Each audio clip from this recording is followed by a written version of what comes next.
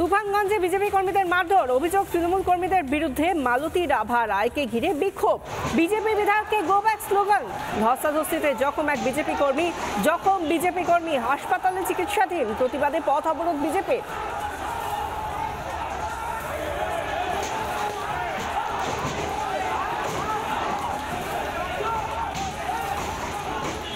তৃণমূল কংগ্রেসের জেলা সভাপতি যখন বলছেন বিজেপিকে কবর দেওয়া হবে, উত্তরবঙ্গ উন্নয়ন মন্ত্রী বলছেন হাঁটু ভেঙে দেওয়া হবে, পাঁচতলা দেওয়া হবে, স্বাভাবিকভাবে নিচুতলার কর্মীরা উজ্জীবিত হবে। এই যদি রাজনৈতিক ভাষা হয় তাহলে তো এরকম ঘটনা ঘটবে। এবং ভোটের আগে বিজেপিকে ওরা এভাবে জমানোর চেষ্টা করছে। ভোট কিন্তু তৃণমূল কংগ্রেসের গোষ্ঠী কত হারমাদেরা ভোট দেবে না, ভোট দেবে সাধারণ জনগণ। সেখানে সাধারণ জনগণকে ওরা খেপিয়ে তুলছে। আমাদের কার্যকর্তারা আজকে হাসপাতালে মৃত্যুর সঙ্গে পাঞ্জা লড়ছে, এর প্রতিকার হবে না। কারণ কি, পুলিশের সামনেই এই ঘটনাগুলো ঘটিয়েছে। প্রতিহিংসার রাজনীতিতে আমরা বিশ্বাস করি না। যে যেমন দেখাবে জনগণ সেরকমই তাদেরকে প্রত্যুত্তর দেবে। তুফানগঞ্জে বিজেপি কর্মীদের মারধর, অভিযোগ তৃণমূল কর্মীদের বিরুদ্ধে। মালতী রাভা রায়কে ঘিরে বিক্ষোভ, দলীয় কর্মসূচিতে তুফানগঞ্জে বিজেপি কর্মীদের মারধর, মালতী রাভা রায়কে ঘিরে বিক্ষোভ। এবং এই ঘটনার প্রেক্ষিতে আমরা কথা বলেছিলাম টেলিফোনে মালতী রাভা রায়ের সঙ্গে, তিনি কি জানিয়েছেন শুনুন। থানা ঘেরাও কর্মসূচি করতে বিজেপিকে বাধা দেওয়া হয়, কিন্তু তৃণমূলের তো সংস্কৃতি, তৃণমূলের তুফানগঞ্জে তৃণমূলকে খুঁজে পাওয়া যায় না। তৃণমূল শুধু ভয়ে আতঙ্কিত হয়ে আশ পালন করছে। গুটি কয়েক লোক নিয়ে এসে তৃণমূল গো ব্যাক বলছে। মালতী রাভাকে গো ব্যাক বলে হবে না। মালতী রাভা তুফানগঞ্জে থাকবে। পরবর্তীতে আমাদের কর্মীরাও এসে যখন দু দলের মধ্যেই সংঘর্ষ হয়, তাতে কিছু মারামারি হয়, তারাও হসপিটালে গিয়েছে, বিজেপিও হসপিটালে গিয়েছে। আমরা তুফানগঞ্জে টিএমসিকে খুঁজে পাওয়া যায় না, ভয়ে আতঙ্কিত হয়ে মালতী রাভা গো ব্যাক বলছে। আমরা যে ছবিটা দেখাচ্ছি এই মুহূর্তে তুফানগঞ্জের ছবি, যেখানে তুলকালাম অবস্থা। বিজেপির কর্মসূচি ছিল, বিজেপির যে দলীয় কর্মসূচি সেখানে বাধা, শুধু বাধাই নয়, বিজেপি কর্মী সমর্থকদের মারধর করা হয়েছে। অভিযোগ তৃণমূল কর্মীরা বিজেপি কর্মীদের মারধর করেছে। মালতী রাভা রায়কে ঘিরে বিক্ষোভ দেখানো হয়েছে। বিজেপি বিধায়ক মালতী রাভা রায়কে গো ব্যাক স্লোগান দেওয়া হয়েছে।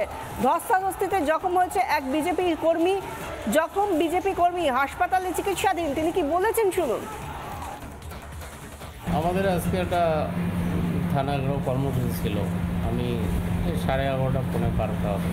ওই সময় তৃণমূলের কিছু লোক আমাকে পুরো লাথি মারলো, ঘুষি মারলো। আমার এইখানে ঘুষি মারছে, পিঠে ঘুষি মারছে, একদম পাকা রাস্তায় ফেলে একদম এলোপাতারি লাঠি সোটা দিয়ে লাথালাথি আর কি। আপনাদের কজনকে মারধর করে? আমি তো ছিলাম, আমার আগে আরও একজন নাকি হয়েছে, তারপরে আমি ছিলাম। পরবর্তীতে আমি পার্টি অফিসে ঢুকবো, ওই সময় ওরা আক্রমণ করলো। যিনি আহত বিজেপি কর্মী এই মুহূর্তে চিকিৎসাধীন হাসপাতালে, চিকিৎসার বেডে শুয়েই তিনি বলছেন কিভাবে তার উপর মারধর করা হয়েছে। এবং শুধু তিনি একা নন, আরও অনেককে বিজেপি কর্মী তাদেরকে মারধর করা হয়েছে। তৃণমূলের বিরুদ্ধে অভিযোগ তাঁর, এবং তারা কিভাবে এলোপাথারি মাটিতে ফেলে মেরেছে, লাঠি দিয়ে, বাঁশ দিয়ে কিভাবে মেরেছে তার বর্ণনা দিচ্ছিলেন আহত এই বিজেপি কর্মী। এবং এই যে তুলকালাম পরিস্থিতি তুফানগঞ্জে, সেখানে বিজেপির দলীয় কর্মসূচি ছিল, সেই কর্মসূচিতে পুলিশের সামনেই তৃণমূলের লোকজন এসে বাধা দেয় বলে অভিযোগ করা হচ্ছে বিজেপির তরফে। শুধু তাই নয়, বিজেপি বিধায়ক মালতী রাভা রায়কে গো ব্যাক স্লোগান, তাকে বাধা, তাকে যাতে এগিয়ে যেতে না পারেন সেই জন্য পথে বাধা দেওয়া হয়েছে। বিজেপি কর্মীদের মারধর করা হয়েছে, এলোপাথারি মেরেছে। এমনকি একজন এতটাই আহত যে তাকে হাসপাতালে চিকিৎসা করতে হচ্ছে, এই মুহূর্তে চিকিৎসা করানো হচ্ছে, তাকে ভর্তি করতে হয়েছে হাসপাতালে। যখন বিজেপি কর্মী, তিনি এই মুহূর্তে চিকিৎসাধীন। প্রতিবাদে পথ অবরোধ বিজেপির, রাস্তায় শুয়ে পড়ে তারা পথ অবরোধ করেছেন। এবং তার আগের ছবি, যখন এই পরিস্থিতি তৈরি হয়েছে, একেবারে রীতিমতো রণক্ষেত্র। দলীয় কর্মসূচি বিজেপির, তৃণমূলের বাধা। মালতী রাভা রায়কে আটকানোর চেষ্টা, মালতী রাভা রায়কে গো ব্যাক স্লোগান, এবং গোটা বিষয়টি যখন একেবারে হাতছাড়া হয়ে যাচ্ছে, নিয়ন্ত্রণের বাইরে বেরিয়ে যাচ্ছে, সেই সময় পরিস্থিতি আরও খারাপ হয়ে ওঠে। কিন্তু অভিযোগ, পুলিশের সামনেই বিজেপির কর্মীদের ওপর এভাবে মারধর করা হয়েছে, কিন্তু পুলিশ কোনো রকমভাবে সক্রিয়তা দেখায়নি বলেই অভিযোগ বিজেপির। ধস্তাধস্তিতে জখম হন এক বিজেপি কর্মী, তাকে হাসপাতালে ভর্তি করতে হয়েছে।